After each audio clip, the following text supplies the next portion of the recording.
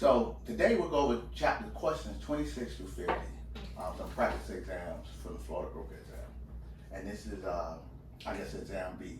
Most of the students, you have it, I believe you have it, you got some questions, and we'll just see where we go. And I'll try to explain what's right and wrong, go from there.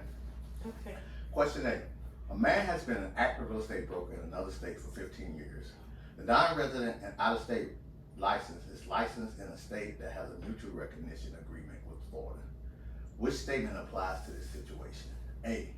The out-of-state licensee may apply for a Florida real estate license without completing any education or exam requirements. B. The out-of-state licensee is exempt from the pre-license education requirements but must pass the broker license exam. C. The out-of-state licensee is required to pass a Florida-specific real estate law exam. Or D. The out-of-state licensee is exempt from the broker post-license education course. I answered C. The answer is C. Right. And answer C is correct. They must. The out-of-state licensee, Florida has mutual recognition agreements with a couple states. I believe it's about nine to 10 states. Generally, they don't ask you which states they are, but you just have to know that they have mutual recognition. With that mutual recognition, they have to take a 40-question state exam, for which they must achieve a passing score. That passing score is 30 of the 40, 75. Okay. Right. I believe we went over key numbers. We didn't cover that 75. Well, we did. It said 75% passing score. So that 75% passing score exists for licensees, and out-of-state mutual recognition is 75% of those 40 questions. Okay. Okay. 27. Which procedure when implemented by a property manager avoids the risk rather than transferring it? A. Establish policies such as a no aggressive dogs on the property. B. Purchase insurance. C. Have hazardous work done by contractors who have their own insurance. D. Have tenants sign an agreement to hold the owner and the manager harmless in case of loss. A. A. Okay. You're on the road.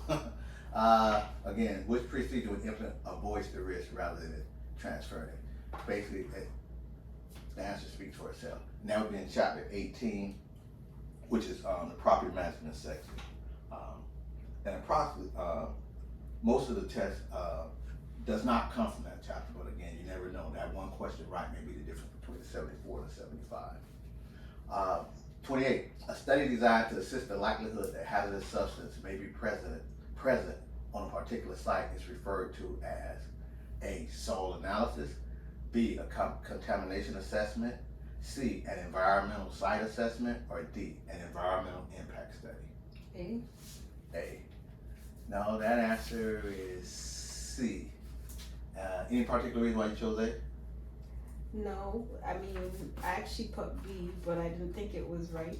And A, I realized that it was spelled wrong, so I thought it was wrong too, but I couldn't remember which one was right. Well, actually, usually when they spell it wrong, that means it's wrong. Well, hey, we're taking a multiple choice test, so process of elimination, we all have our methods of process of elimination, so at least they're, from a logic perspective, as we're whittling it down. I think that may just be a scrivener's error. However, and basically this comes from chapter 17, environmental concerns affecting real estate, and basically you do an environmental site analysis, just site analysis. They particularly mention hazardous substances, and how they said sometimes there is such thing as a soil analysis, although it's spelled wrong. That's when they may look at the underground, like for oil spills, things of that nature. Mm-hmm. And they actually, it's kind of would give it away in the question because they would say soil. If they say soil, then the answer would be soil analysis. Yeah, but they said soils. Right. Soils right. Analysis. You're focused on that it's spelled wrong. However, and it was wrong. Right.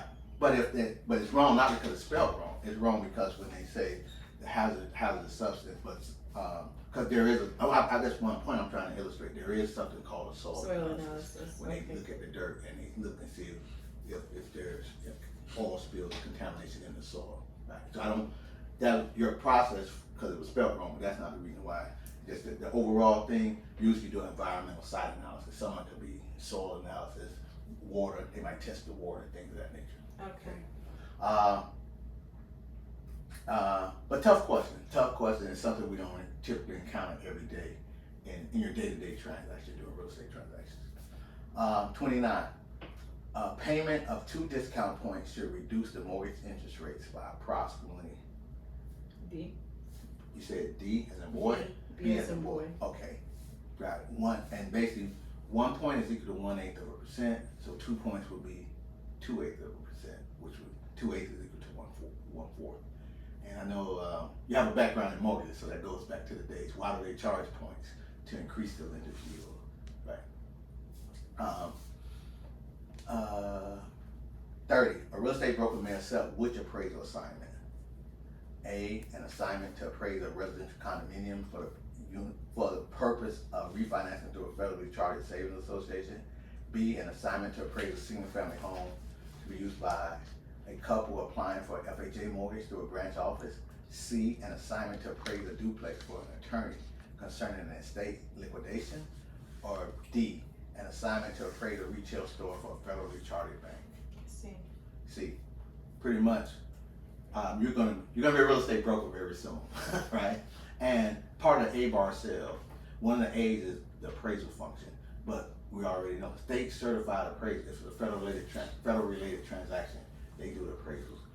But in isolated cases, like for instance, it's part of the state and you were commissioned by the attorney or the courts, you can't perform that function. In your day-to-day operations, you don't do appraisals, but I'm sure you've done you may have not done BPOs, but you're authorized to do BPOs, broker price opinions.